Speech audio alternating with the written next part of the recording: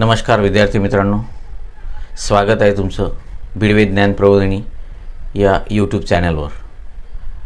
मित्रांनो, मी संजय भिडवे, संचालक भिडवे ज्ञान प्रबोधिनी करिअर अकॅडमी औरंगाबाद आणि मराठी व्याकरण या पुस्तकाचा लेखक. मित्रांनो, मागच्या व्हिडिओमध्ये या सिरीजमध्ये आपण प्रथम व्यंजन संधी हा नियम बघितला होता. या व्हिडिओमध्ये आपण आज दुसरा नियम बघणार आहे आणि त्याचं नाव आहे तृतीय व्यंजन संधी. त्याचं नाव काय आहे? तृतीय व्यंजन संधी. पहिला जो नियम आहे तो अत्यंत उत्कृष्ट प्रकारे समजला असे अनेक विद्यार्थ्यांचे फोन मला आले की सर, इतका व्यवस्थित आणि इतका डिटेलमध्ये असं आम्हाला कोणीच शिकवलं नाही किंवा आम्ही असं कुठेच बघितलं नाही. ठीक आहे मित्रांनो, आपण प्रत्येक व्हिडिओ जो आहे या सिरीजमधला हा अशाच प्रकारे डिटेल घेणार आहे, जेणेकरून तुमचे सर्व जे बेसिक कन्सेप्ट आहेत, ठीक आहे, ज्या मूलभूत संकल्पना आहेत की नेमकं प्रथम व्यंजन संधी म्हणजे काय, तृतीय व्यंजन संधी म्हणजे काय, किंवा इतर कुठले कन्सेप्ट असतील, संकल्पना असतील, तर त्या आपण क्लिअरच करणार आहे. ओके, तर बघूया आपण आता तृतीय व्यंजन संधी. बघा, हा नियम काय आहे. मी तुम्हाला सांगितलं होतं की व्यंजन संधी तुम्हाला जर व्यवस्थित समजायची असेल तर तुम्हाला स्पर्श व्यंजनं जी आहेत, या स्पर्श व्यंजनांचं वर्गीकरण पाठ असणं आवश्यक आहे. ठीक आहे, आणि मग ते वर्गीकरणही आपण इथे लिहिणार आहे. ठीक आहे, आधी आपण तो नियम लिहिणार आहे. बघा, नियम काय आहे. पहिल्या 5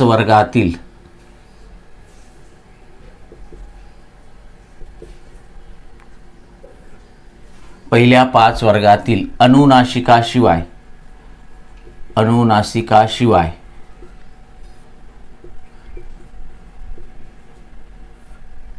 कोणत्याही व्यंजनापुढे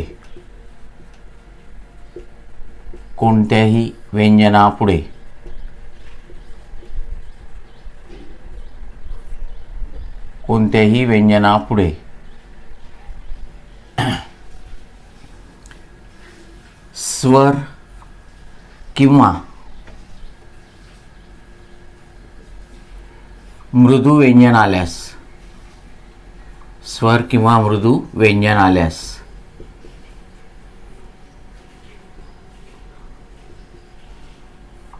त्या पहिल्या व्यंजनाच्या ऐवजी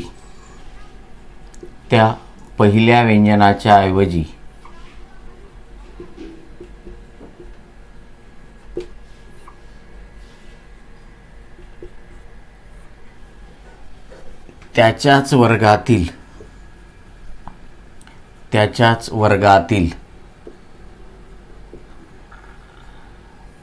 तिसरे व्यंजन येऊन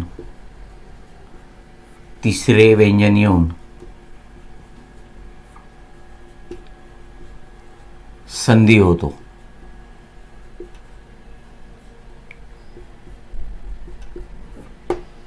यालाच तृतीय व्यंजन संधी म्हणतात. ठीक आहे, मग आपण ते आता लिहिणार नाही, कारण तुम्हाला आपण वर हेडिंग टाकलेलीच आहे. मग तिसरं व्यंजन येऊन संधी होतो म्हणून त्याला तृतीय व्यंजन संधी म्हणतात. आपण पहिल्या नियमामध्ये बघितलं होतं की पहिलं कठोर व्यंजन यायचं म्हणून त्याला आपण प्रथम व्यंजन संधी म्हटलं होतं. इथे आता काय होणार आहे, जे पहिलं व्यंजन असते म्हणजे पहिल्या शब्दातील शेवटचा वर्ण जे व्यंजन असते, त्या पहिल्या शब्दातील शेवटच्या वर्णातलं म्हणजे त्या व्यंजनाच्या ठिकाणी तिसरं व्यंजन येऊन संधी होणार आहे. ठीक आहे, मग यासाठी तुम्हाला माहिती आहे की आपल्याला स्पर्श व्यंजनांचं वर्गीकरण माहिती पाहिजे. मग आपण ते स्पर्श व्यंजने जी आहेत, ठीक आहे, त्यांचं आपण थोडक्यामध्ये इथे आपण शॉर्टमध्ये तो टेबल काढून घेऊ. ठीक आहे, कारण हे महत्त्वाचं आहे, माहिती असणं जरुरीचं आहे. कठोर, मृदू, अनुनासिक. हा टेबल जर माहिती नसेल तर तुम्हाला ते समजणारच नाही. ठीक आहे, कठोर व्यंजन कोणते, इथे वर्ग पण माहिती आहे आपल्याला की वर्ग, पहिला वर्ग, कारण सुरुवातच पहिल्या 5 वर्गातील, मग हे 5 वर्ग असतात ते. ओके, मग कठोरमध्ये क, ख, ग, घ आणि ङ वाङ्मयामधला. त्याच्यानंतर दुसरा वर्ग ज्याला आपण तालव्य वर्ग म्हणतो. ठीक आहे, आणि यातील पहिल्या 4 व्यंजनांचा उच्चार दंत तालव्य म्हणून सुद्धा होतो.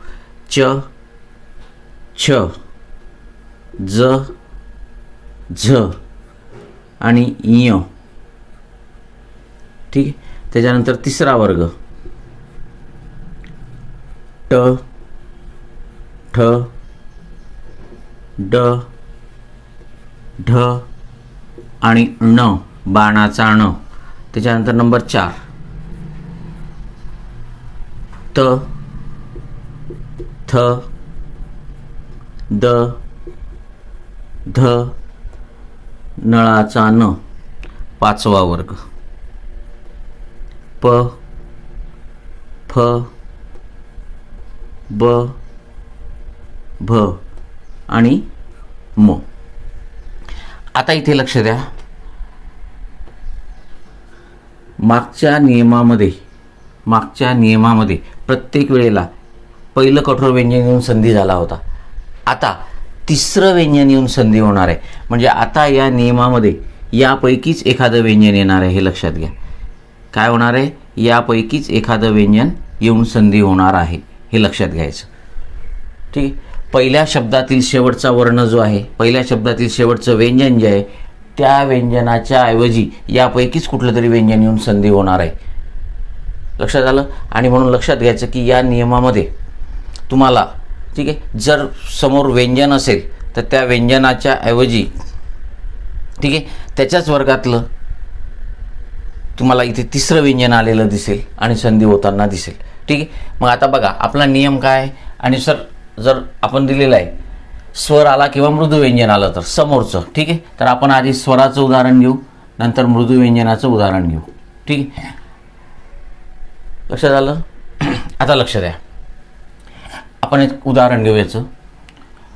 बघा पहिल्या 5 वर्गातील अनुनासिकाशिवाय कोणत्याही व्यंजनापुढे, म्हणजे हे पहिले 5 वर्ग आहेत, या 5 वर्गातील अनुनासिक सोडून यापैकी कोणत्याही व्यंजनापुढे, ठीक आहे, जर स्वर किंवा मृदू व्यंजन आला तर, म्हणजे हा संधी होताना, ठीक आहे, इथे जे येणार आहे व्यंजन, ते व्यंजन जे असणार आहे ते अनुनासिक सोडून यापैकी कुठलं तरी व्यंजन इथे असणार आहे.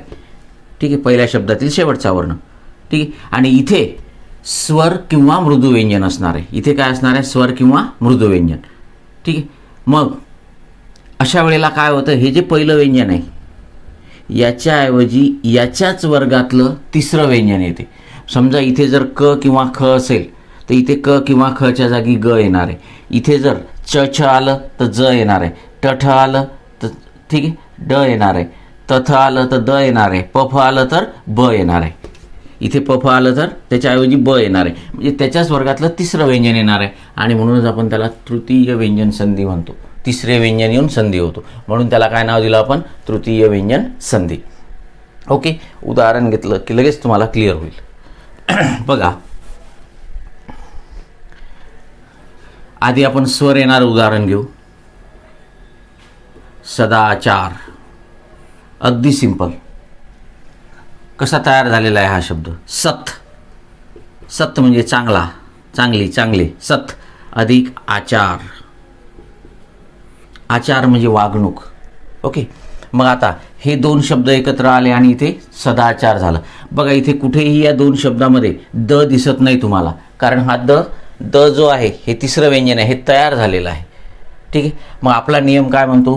पहिल्या 5 वर्गातील अनुनासिकाशिवाय कोणत्याही व्यंजनापुढे. मग इथे त आलेलं आहे आणि त हे माहीत आहे तुम्हाला पहिल्या 5 वर्गातला आहे, अनुनासिकाशिवाय आहे.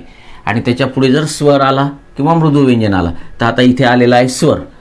ठीक आहे. तर अशा वेळेला काय होते? इथे स्वर आला किंवा मृदू व्यंजन आलं तर अशा वेळेला काय होते? हे जे पहिलं व्यंजन आहे या पहिल्या व्यंजनाच्या ऐवजी त्याच्याच वर्गातील तिसरं व्यंजन, म्हणजे आता इथे या तच्या ऐवजी याच्याच वर्गातलं तिसरं व्यंजन येणार आहे. मग तच्या वर्गातलं तिसरं व्यंजन तुम्हाला माहिती आहे द आहे, आणि म्हणून इथे काय होणार आहे? सद अधिक आचार. एकदम सिंपल आहे मित्रांनो. या तच्या ऐवजी या हे जे इथे जे व्यंजन असणार आहे हे पहिल्या 5 वर्गातील अनुनासिकाशिवाय असणार आहे आणि त्याच्या पुढे इथे स्वर किंवा मृदू व्यंजन लागतं आपल्याला. अशा वेळेला या पहिल्या व्यंजनाच्या ऐवजी याच्याच वर्गातलं तिसरं व्यंजन, मग तच्या ऐवजी त्याच्याच वर्गातलं तिसरं व्यंजन म्हणजे द आहे. काय आहे? द आहे. बरोबर आहे. आणि मग हे द झालं आणि आता हा आ द मध्ये मिसळतो आणि काय तयार होते? सदाचार. एकदम सिंपल. मग इथे तृतीय व्यंजन संधी म्हणण्याचं कारण तुमच्या लक्षात आलं असेल, कारण प्रत्येक वेळेला तिसरं व्यंजन येऊनच संधी होणार आहे. ओके, ठीक. दुसरं उदाहरण बघू आपण. लक्षात आलं असेल, पहिला नियम जो आपण बघितला प्रथम व्यंजन संधीचा, त्याच्या एक्झॅक्ट अपोजिट नियम आहे हा. तिथे पहिलं कठोर व्यंजन यायचं नेहमी, आता यांच्याऐवजी तिसरं कठोर व्यंजन येतं, तिसरं मृदू व्यंजन येतं. मग आपण त्याला फक्त तिसरं व्यंजनच म्हणतो आणि अर्थातच ते मृदू आहेत, तुम्हाला माहिती आहे. ओके, दुसरं उदाहरण बघू आपण आता.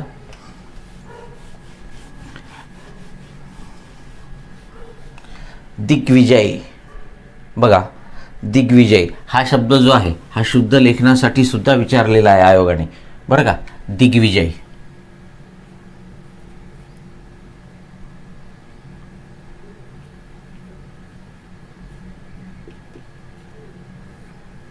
दिग्विजय.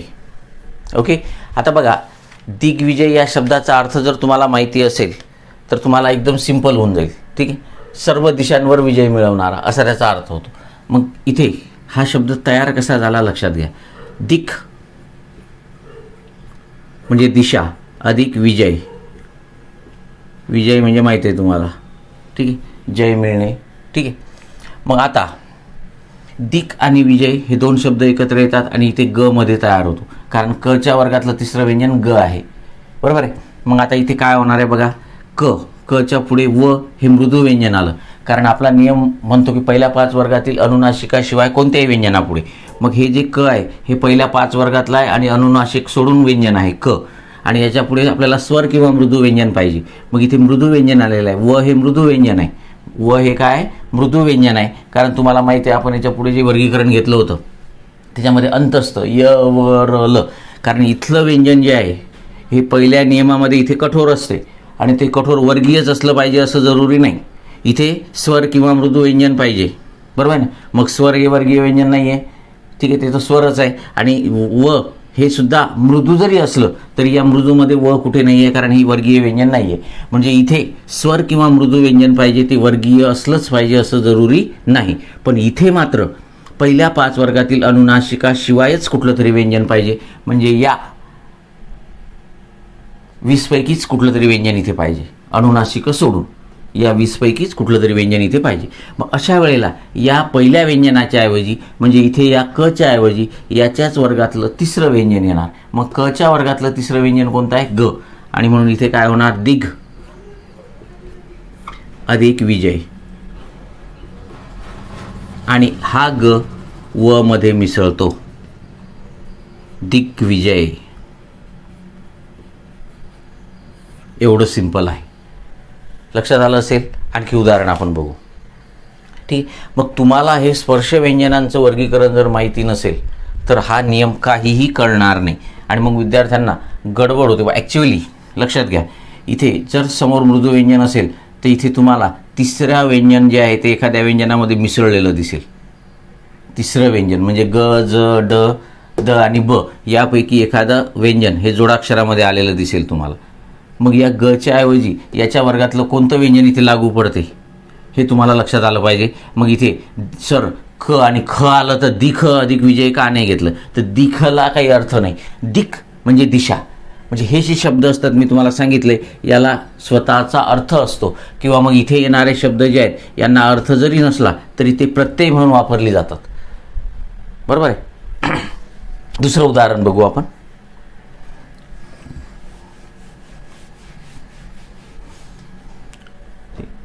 आपण प्रत्येक उदाहरण जे आहे ते असं डिटेल सोडून बघणार आहे. ओके, त्याच्यानंतरचं उदाहरण बघा, दिगंबर.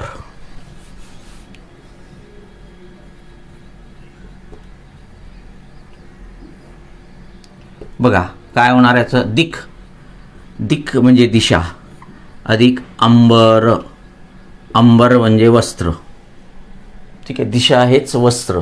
ओके, मग आता लक्ष द्या, क इथे पहिल्या 5 वर्गातील अनुनासिकाशिवाय कोणतंही व्यंजन चालते ते आलेलं आहे क, आणि पुढे स्वर किंवा मृदू व्यंजन चालते इथे स्वर आलेला आहे, ठीक आहे, आणि त्यावर अनुस्वार आहे, ठीक आहे. मग आता काय होणार इथे, दी, क च्या ऐवजी त्याच्याच वर्गातलं तिसरं व्यंजन ग, दिग, आणि हे अंबर आहेच. मग हा मिसळतो ग मध्ये आणि त्याचा होतो गम, दिगंबर. त्याचा काय होतो गम, दिगंबर. अगदी सिंपल, काहीही नाही याच्यामध्ये. ओके, नंतरचं उदाहरण बघू आपण. दिगंबर नंतर वाग्रस. वाग्रस बघा, वाग्रस.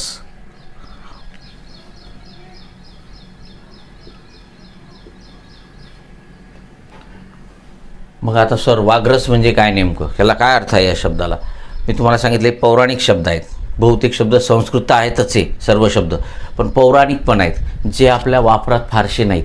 वाग्रस म्हणजे वाक म्हणजे बोलणे आणि रस म्हणजे रस, मधाळ असा त्याचा अर्थ होतो. म्हणजे मधाळ बोलणे.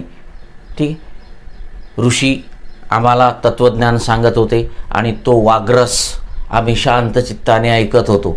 म्हणजे ते मधाळ गोड बोलणं, तो आवाज, ठीक आहे, ते आम्ही ऐकत होतो. अशा प्रकारचा अर्थ इथे व्यक्त होतो. मग आता बघा इथे काय होणार, वाक अधिक रस. मग आता इथे क आलेला आहे माहिती आहे तुम्हाला, पहिल्या 5 वर्गातील अनुनासिकाशिवाय कोणते व्यंजन इथे येते. आणि पुढे र हे मृदू व्यंजन आलेलं आहे, अंतस्थ यवरल, ठीक आहे, र आलेला आहे. मग आता इथे काय होणार, क च्या ऐवजी त्याच्याच वर्गातलं तिसरं व्यंजन, क च्या ऐवजी त्याच्याच वर्गातलं तिसरं व्यंजन ग येणार. आणि म्हणून वाघ अधिक रस. मग हा ग आणि र एकमेकामध्ये मिसळणार. ठीक. मग हिचं काय तयार होणार, वाग्रस. ही जी तिरपी रेषा आहे, हा र जोडलेला आहे ग मध्ये. ठीक आहे. आपल्याला माहिती आहे की र हा 4 प्रकारे जोडला जातो एखाद्या अक्षरात, एखाद्या व्यंजनात. आणि मग ही तिरपी रेष म्हणजे र जोडलेला आहे आणि ग आणि र ग्र असा हा जोड शब्द तयार होतो आणि वाग्रस हा संधी होतो. ठीक आहे. नेक्स्ट उदाहरण बघू आपण. सिंपल आहे मित्रांनो, अगदी सहज तुमच्या लक्षात आलं असेल. ठीक आहे. थोडंसं आता आणखी वेगळं उदाहरण बघू आपण. षड्रिपू. लक्ष द्या आता, षड्रिपू म्हणजे काय? मग बरेच विद्यार्थी गोंधळून जातात, काय भानगड आहे बाबा ही षड्रिपू. ठीक आहे. एकदम सिंपल आहे, थोडासा विचार करायचा. लक्ष द्या, षड्रिपू. ठीक आहे. कशाला म्हणायचं षड्रिपू म्हणजे नेमकं काय? ठीक, लक्ष द्या. षट म्हणजे 6 अधिक रिपू. ठीक. मग आता बघा, मी तुम्हाला सांगितलं की हा शब्द फोडल्यानंतर या ठिकाणी त्या दोन्ही शब्दांना मिनिंग असते, अर्थ असतो. किंवा मग इथला जो शब्द असतो त्याला जरी अर्थ नसला तरी तो शब्द, ठीक आहे, ती अक्षरं काय म्हणून वापरली जातात, प्रत्यय म्हणून वापरली जातात. आता इथे षट म्हणजे 6 आणि रिपू म्हणजे शत्रू. रिपू म्हणजे काय, शत्रू. ठीक आहे. मग षड्रिपू म्हणजे 6 शत्रू. आणि हे माणसाचे 6 शत्रू आहेत असं मानलं जातं. काम, क्रोध, लोभ, मद, मत्सर वगैरे असे 6 माणसाचे जे आहेत ते काय आहेत, शत्रू आहेत. ठीक आहे. मग त्या अर्थाने हा षड्रिपू शब्द तयार झालेला आहे. आणि तो तयार कसा झालेला आहे, तर षट म्हणजे 6 आणि रिपू म्हणजे शत्रू, हे 2 शब्द एकत्र आले. मग इथे पहिल्या शब्दातील शेवटचा वर्ण ट आहे आणि हा ट पहिल्या 5 वर्गातील अनुनासिकाशिवाय आहे, ट. आणि पुढे र हे मृदू व्यंजन आलेलं आहे. ठीक आहे. मग आपल्याला माहिती आहे पुढे जर स्वर किंवा मृदू व्यंजन आलं तर या पहिल्या व्यंजनाच्या ऐवजी, म्हणजे इथे या टच्या ऐवजी याच्याच वर्गातलं तिसरं व्यंजन येणार. मग टच्या वर्गातलं तिसरं व्यंजन कोणतं आहे, ड. टच्या वर्गातलं तिसरं व्यंजन कोणतं आहे, ड. ठीक आहे. आणि मग अर्थातच इथे टचा ड होणार. मग श ड अधिक रिपू. रिपू या शब्दाच्या विरुद्धार्थी शब्द कोणता, असा प्रश्न एकदा आयोगाने विचारलेला आहे कुठल्या तरी परीक्षेला. तर रिपू म्हणजे शत्रू, त्याच्या विरुद्धार्थी काय, मित्र. मग रिपूच्या विरुद्धार्थी शब्द मित्र, हे लक्षात ठेवा. आपण काय करतो, रिपू म्हणजे शत्रू आणि आपल्याला वर परीक्षेमध्ये विचारलेलं असते रिपूच्या विरुद्धार्थी शब्द. आपण रिपू वाचलं की आनंदित होतो आणि रिपू म्हणजे शत्रू समानार्थीच तिथे लिहून टाकतो किंवा समानार्थी शब्दाचा पहिलाच पर्याय असतो. बरोबर आहे. तर असं करायचं नाही, रिपूच्या विरुद्धार्थी शब्द विचारला होता. बरोबर. रिपू म्हणजे शत्रू, तर विरुद्धार्थी अर्थातच मित्र येणार. मग आता लक्ष द्या, टच्या ऐवजी ड आला. आपला नियम म्हणतो या पहिल्या वर्गातील, ठीक आहे, कोणत्या अनुनासिकाशिवाय जर पुढे स्वर किंवा मृदू व्यंजन आलं तर या पहिल्या व्यंजनाच्या ऐवजी त्याच्याच वर्गातलं तिसरं, मग टच्या ऐवजी त्याच्याच वर्गातलं तिसरं ड आलं आणि मग हा ड आणि र मिसळतो आणि काय तयार होतो, षड्रिपू. मग हा र ड मध्ये कसा मिसळतो तुम्हाला माहिती आहे, अशा प्रकारे षड्रिपू. पहिली विलांटी आहे रची म्हणून पहिली विलांटी द्यायची आणि हा ड्र र त्याच्यामध्ये मिसळलेला आहे, राष्ट्र, ड्रम, ट्रंक, ट्रक, ठीक आहे, त्याप्रमाणे षड्रिपू. ठीक आहे, तर 6 शत्रू माणसाचे असा त्याचा अर्थ आहे. आणि या पहिल्या व्यंजनाच्या ऐवजी याच्याच वर्गातलं तिसरं व्यंजन आलेलं आहे, टच्या ऐवजी ड. ठीक आहे, म्हणजे तिसरंच व्यंजन येऊन संधी होणार आहे, हे मी तुम्हाला सांगितलेलंच आहे. आणखी उदाहरण बघू आपण. ठीक आहे, तसं तुमच्या एकंदरीत लक्षात आलं असेल, एवढी उदाहरणं आणि डिटेल घेतल्यानंतर तुमच्या लक्षात आलं असेल, तरी पण आपण एखादं आणखी उदाहरण बघू. बघा, विद्युतदीप. कुठलं उदाहरण बघायचं आपल्याला, विद्युतदीप.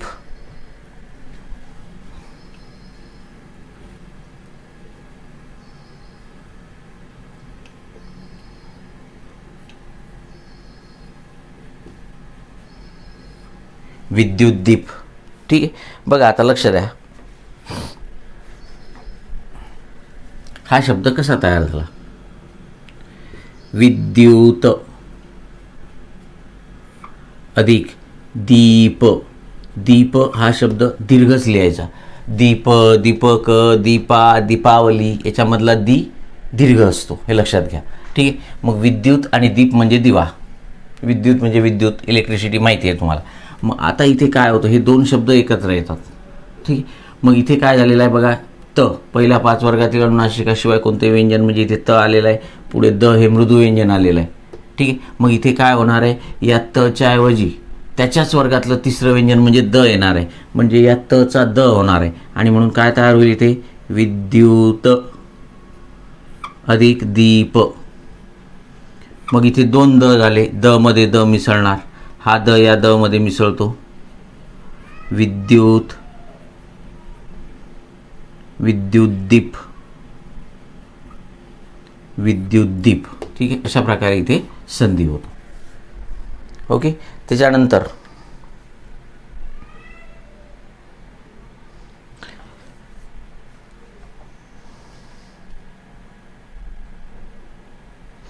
षडानन. बघा, आणखी एक उदाहरण बघू आपण. षडानन.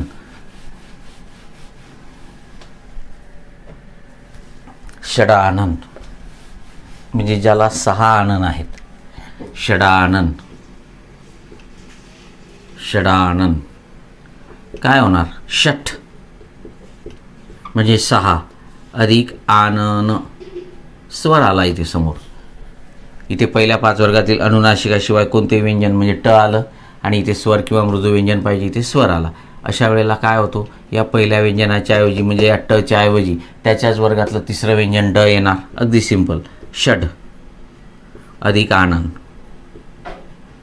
आणि हा आ ड मध्ये मिसळतो, षडानन. संपलं, एवढं सिंपल आहे. ठीक आहे, आणखी एक महत्त्वाचं उदाहरण ज्या आयोगाने विचारलेलं आहे ते पण आपण बघू. ठीक आहे, अब्ज. अब्ज. ठीक, बघा इथे विद्यार्थी थोडंसं कन्फ्यूज होतात.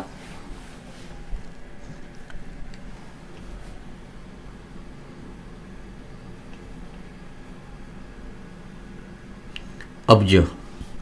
ठीक, कसा तयार झालेला शब्द, अप अधिक ज. अप अधिक ज. ठीक, मग आता इथे काय झालेलं आहे बघा, पच्या पुढे ज आलेलं आहे. ज हे मृदू व्यंजन आहे, तुम्हाला माहिती आहे, ज हे मृदू व्यंजन आहे. आणि इथे प.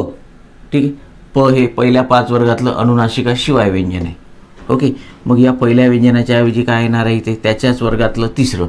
मग पच्या वर्गातलं तिसरं कोणतं आहे, ब. ठीक आहे, आणि म्हणून इथे काय येणार, अब अधिक ज. मग हा ब जो आहे तो ज मध्ये मिसळतो आणि काय तयार होते, अब्ज. काय तयार होते, अब्ज. ओके, अगदी सिंपल, अगदी सिंपल. ठीक आहे, आणखी एक उदाहरण बघू आपण. दिग्गज.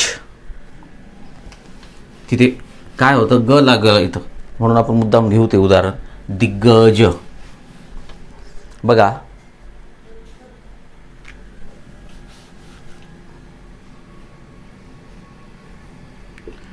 दिग्गज काय होणार? दिक अधिक गज. मग इथे क आलेला आहे पहिल्या 5 वर्गातलं अनुनासिकाशिवाय, आणि पुढे ग हे मृदू व्यंजन आलेलं आहे. मग या कच्या ऐवजी याच्याच वर्गातलं तिसरं व्यंजन, मग कच्या वर्गातलं तिसरं व्यंजन गच आहे, आणि म्हणून तुम्हाला माहिती आहे मग इथे सुद्धा ग येणार. दिग अधिक गज, आणि हा ग आणि ग मिसळणार, काय तयार होणार? दिग्गज. अगदी सिंपल मित्रांनो, लक्षात आलं आहे. तर अशा प्रकारे हा व्यंजन संधीचा दुसरा नियम आहे. त्याचं नाव आहे तृतीय व्यंजन संधी, आणि नियम हा आहे की पहिल्या 5 वर्गातील अनुनासिकाशिवाय कोणत्याही व्यंजनापुढे जर स्वर किंवा मृदू व्यंजन आलं तर त्या पहिल्या व्यंजनाच्या ऐवजी त्याच्याच वर्गातलं तिसरं व्यंजन येऊन संधी होतो. ठीक आहे, यालाच आपण तृतीय व्यंजन संधी म्हणतो. लक्षात आलं असेल. ठीक आहे, मागचे व्हिडिओ पण बघा, कारण पूर्ण स्वरसंधी असं प्रत्येक नियम वाईज मी सांगितलेलं आहे. ठीक आहे, त्या व्हिडिओची लिंक या व्हिडिओच्या डिस्क्रिप्शन बॉक्समध्ये आणि कमेंट्स बॉक्समध्ये दिलेली आहे. तुमचे जे मित्र आहेत त्या मित्रांनासुद्धा सांगा, जे विद्यार्थी ग्रामीण भागात आहेत. ठीक आहे, त्यांना विशेषतः सांगा. ठीक आहे, एवढं डिटेल त्यांना जर बघायला मिळालं तर निश्चितच त्यांचे कन्सेप्ट हे क्लिअर होतील. ठीक आहे, तुमच्या मित्रांना शेअर करा, आणि जे विद्यार्थी नवीन असतील ठीक आहे त्यांनी अर्थातच व्हिडिओला लाईक करायचं आहे. ठीक आहे, आणि जर तुम्ही सबस्क्राईब केलेलं नसेल चॅनल तर चॅनल सबस्क्राईब करा. ठीक आहे, बेल आयकॉनचं जे बटन आहे ते दाबा, जेणेकरून व्हिडिओ अपलोड झाला की लगेच तुम्हाला त्याचा मॅसेज येईल. ओके, थांबूया, आपण भेटूया नेक्स्ट व्हिडिओमध्ये लवकरच.